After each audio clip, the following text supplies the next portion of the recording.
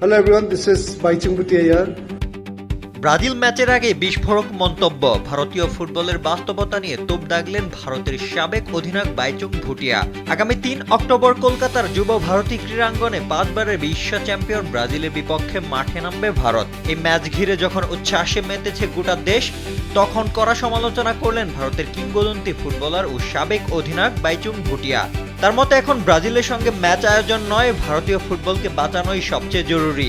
এটা এমন এক পরিবারের মতো যারা ঠিকমতো খেতেই পারে না, অথচ ছেলের বিয়েতে শাহরুখ খানকে এনে নাচানোর চেষ্টা করছে। ভুটিয়ার এই কথাটি দ্বারা বুঝিয়েছেন ব্রাজিলের মতো পরাশক্তির বিপক্ষে একটি প্রীতি ম্যাচ সাময়িক উন্মাদনা তৈরি করলেও এতে ভারতীয় ফুটবলের মৌলিক সমস্যা বা কাঠামোগত সংকটের কোনো সমাধান হবে না।